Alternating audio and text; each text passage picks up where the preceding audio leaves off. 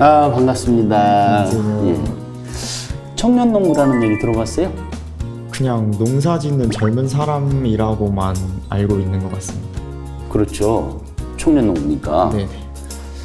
근데 요즘에 많이 인터넷 같은 데도 또 방송에도 많이 나오지 않나요?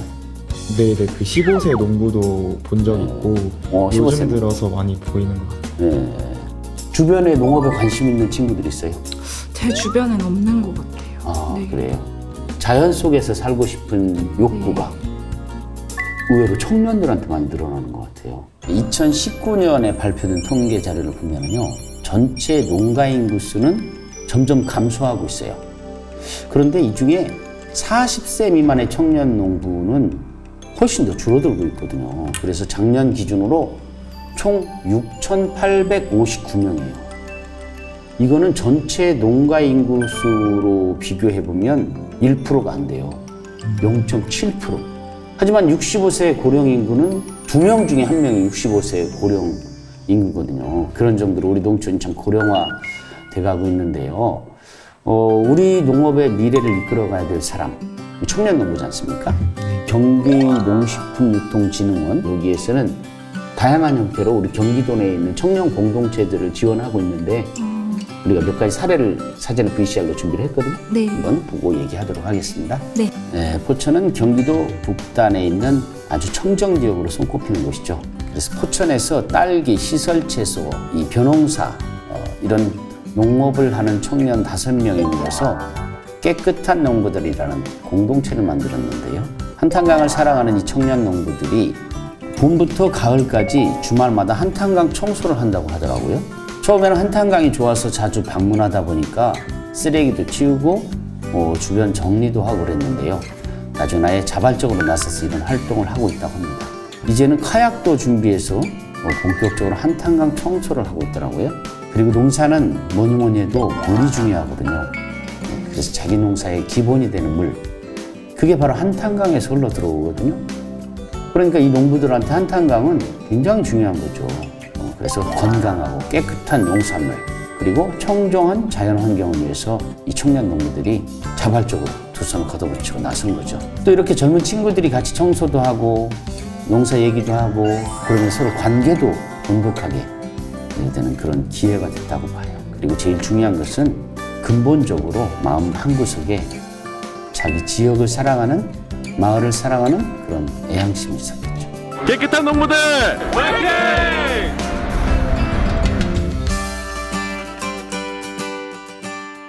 농업 활동을 하면서 자연스럽게 생기는 다른 부가적인 것들이 있단 말이에요. 그런 것들을 우리가 이제 공익적 기능이다 이렇게 얘기를 하는데, 그런 경관을 잘 보존하는 것도 중요한 공익적 기능 중에 하나니까, 우리 청년들이 의도하지 않았지만 결과적으로 공익적 기능에 대한 역할들을 하고 있어서 보기에 참 좋은 것 같아요. 네. 네. 가평은 자연과 레포츠, 예술, 관광 이런 자원들이 아주 풍부하죠. 그래서 연간 약 300만 명이 찾고 있는 곳인데요. 그러다 보니까 이 관광객들을 위해서 플리마켓도 많고 또 오프라인 매장도 많죠. 보통의 기성세대 농업인들은 주로 오프라인 마켓에서 농산물을 판매하고 있었다고 해요.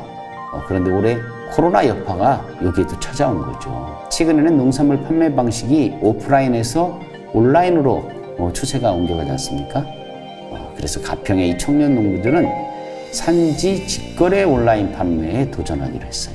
젊은이들답게 온라인 판매가 트렌드다, 대세다, 이렇게 캐치한 거죠. 이 4명의 청년 농부들이 이 공동체 이름을 청춘 농부들 이렇게 정했는데요.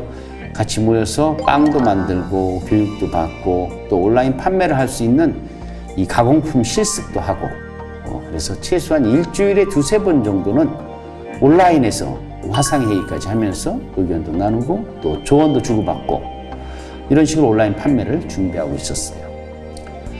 상품의 상세 페이지에 필요한 히스토리를 작성한다든지 사진이나 동영상 이런 식으로 각자 준비한 것들을 서로 공유하면서 서로에게 도움도 주고 있다고 해요. 2021년도에는 가평 청춘 농부들의 온라인 플랫폼을 만날 수도 있다, 이런 기대가 생깁니다. 말씀 듣고 나니까 청년농부로 산다는 것도 굉장히 힘들 것 같다고 생각이 드네요. 너무 걱정할 필요는 없는 것 같아요. 네. 왜냐하면 이런 청년 농부들을 위해서 정부가 나름의 지원책들을 펴고 있는데요. 청년 농부 지원금이라는 게 있어요.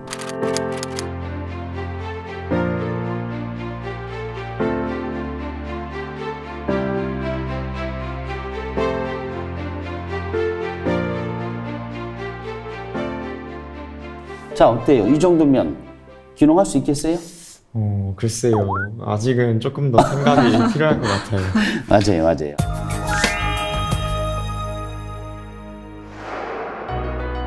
용인은 도시화가 빠르게 진행되고 있죠. 그래서 인구가 급증하고 있습니다. 또 도시화가 되니까 소비도 많아져요. 그래서 특히 학교급식하고 연계해서 농산물을 생산하는 청년 농부들이 공동체를 만들었다고 합니다. 이 공동체는 용인을 친환경 농업의 메카로 만들겠다, 이런 포부를 가지고 있고요. 그래서 이름도 용인 친환경 청년이라고 하네요. 네, 용인 친환경 청년 공동체에서는 선배 농업인과 본인들이 직접 농사를 지으면서 경험하고 그동안 쌓아온 이 친환경 농업의 노하우, 그런 실질적인 농법, 농사 기술들을 잘 정리해서 이 데이터베이스로 만들고 있는데요. 왜 데이터베이스를 민간에서 하고 있냐? 이제 친환경 농업을 시작하고 싶다든지 배워보고 싶은 청년 농부들이 있는데요. 나눠주려고 그런대요. 본인들이 시작할 때 너무 어려움을 겪었던 거죠. 그래서 용인 친환경 청년 공동체가 이 선배 농업인 그리고 후배 청년 농부 사이에서 친환경 농업의 다리 역할, 그러니까 브릿지 피플이 되겠다는 거죠. 이렇게 열심히 도와주시는 분들이 계시면 귀농할 자신감이 좀 생길 것 같은데요. 네. 네, 저도 이런 분들이 키운 농산물이라면 충분히 믿고 먹을 수 있을 것 같아요. 친환경 농업을 한다는 것은 사실 혼자 어려워요. 네. 그래서 우리가 이런 공동체를 만들고 해나가는 배경에는 우리 청년들이 같이 기대해서 가자, 같이 끌어주자, 밀어주자. 그래서 시너지 효과도 얻자. 이런 것도 있는 것 같아요.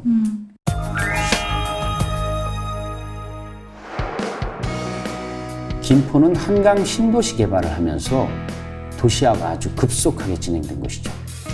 어떻게 하면 김포의 농업을 살릴 수 있을까? 이런 고민을 하고 있는 이 김포 친환경 청년 육성위원회라는 조직인데요. 청년들이 나서서 마찬가지로 공동체를 만들었다고 합니다. 그래서 주로 키우는 작물들이 근체류예요.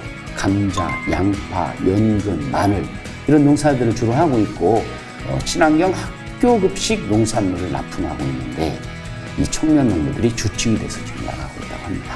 그래서 이분들은 공동 텃밭을 만들어서 마늘을 심기도 했는데 두 종류의 친환경 우량마을 종자를 심고 농법에 또 차이도 두고 이렇게 키워가면서 더 좋은 마늘을 수확할 수 있는 이 친환경 농법 데이터를 만들어가고 있다고 합니다. 이유는 최대한 작은 땅에서 이 최고의 품질, 그런 친환경 농산물을 생산하는 데 필요하기 때문이라고 하는데요. 그래서 부가가치가 높고 또 농산물이 품질 자체가 브랜드가 되는 친환경 농업. 이것이 김포의 청년 농부 공동체가 선택한 자신들의 생존 전략이기도 하고 경쟁력이기도 했던 거죠. 도시화가 진행돼서 인구가 늘어나니까 학교도 많아지잖아요. 네. 그럼 학교 급식은 조건이 있어요. 친환경 농산물을 사용하게 돼 있거든요. 예. 그래서 그 지역에 있는 학교에 친환경 농산물을 공급하는 예, 그런 방식으로 바꿔나가고 있는 거고 자신의 상황에 맞게 적응해서 해나가는 아주 영리한 활동들을 하고 있는 것 같습니다.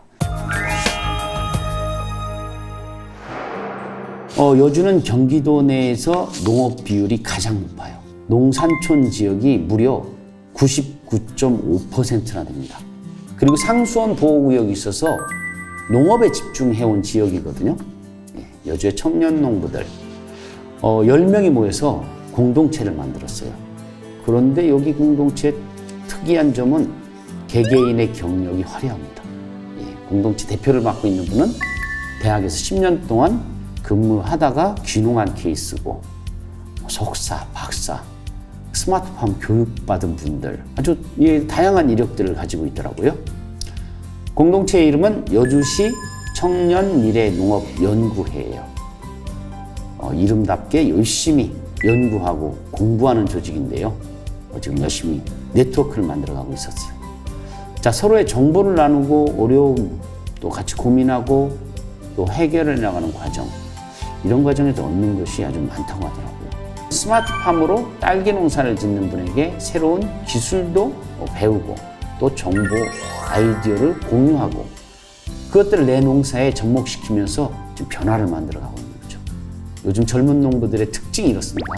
기록하고 정리하고, 그리고 이분들은 매주 모임을 갖고 공부를 한다고 하는데요.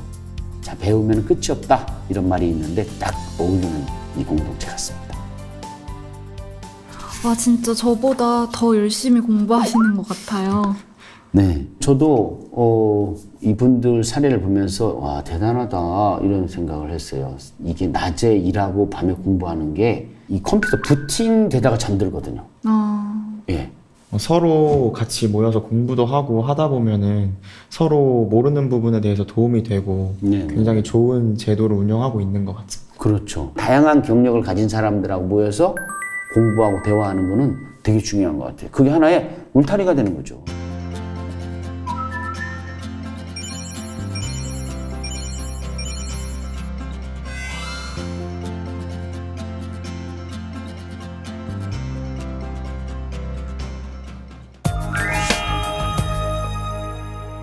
평택에서는 젊은 농부 4명이 모여서 공동체를 만들었습니다.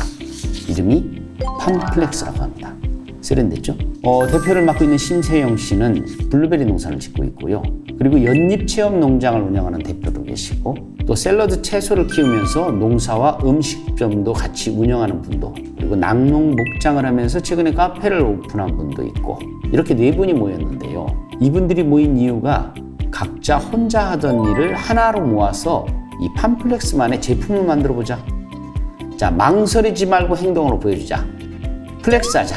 뭐 이런 뜻이 있었다고 해요. 그래서 낙농 목장 카페에 모여서 회의도 하고 제품 개발에 대한 실습도 하고 직접 시식도 하고 또 공동 작업도 하고, 그래서 이 카페가 이 팜플렉스 회원들의 아지트가 됐다고 하는데요. 이런 과정을 거쳐서 팜플렉스가 만들어낸 제품은 바로 젤라또입니다. 예, 그래서 자기들이 생산한 농산물, 그래서 연잎 젤라또, 블루베리 젤라또, 그리고 다양한 농산물들을 넣어서 만들고 있는데 손님들 반응도 좋다고 해요. 구성원들이 생산하는 작물을 합작해서 하나의 상품을 만들고 그 상품이 이 팜플렉스를 대표하는 브랜드가 된 거죠. 자, 농산물 브랜드를 가지고 다양한 수익을 만들어내는 거, 아마도 많은 청년 농부들이 원하는 미래 아닐까요? 말보다는 행동하고 창의적으로 도전하고, 이것이 바로 젊은이들의 패기, 또 젊은 청년 농부들의 미래가 아닐까 싶습니다. 어때요? 보고 나서 아까 시작할 때하고 느낌이 좀 달라졌나요? 정말 이런 분야에 대해 몰랐구나라는 생각을 많이 했고, 네, 단순히 어떤 상품을 파는 게 아니라 예. 자신의 가치를 담아서 전하는 거에 되게 감명을 받았습니다. 네. 자기 개인의 농사를 잘 짓기 위해서 이제 주변의 지역 환경을 조성하는데 다들 협력을 하잖아요. 네, 그런 부분에 있어서 이제 서로 도와가면서 지역 경제도 살릴 수 있구나라고, 농사도 지역 경제와 관련이 될 수가 있구나라는 생각이 들었습니다. 네. 물론 저 청년 농부들이 지금은 이 반딧불처럼 깜빡깜빡거리잖아요. 네. 언제 꺼질지 모를 것 같은 위태함도 있어 보이잖아요. 네. 하지만 분명한 사실은 언젠가 우리 지역 농업에, 경기도 농업에 횃불 같은 역할을 한다. 네, 그래서 저 청년들을 관심을 갖고 봐줘야 될 것 같아요. 네, 예, 오늘 이 시간 수고들 많이 했습니다. 감사합니다. 고맙습니다.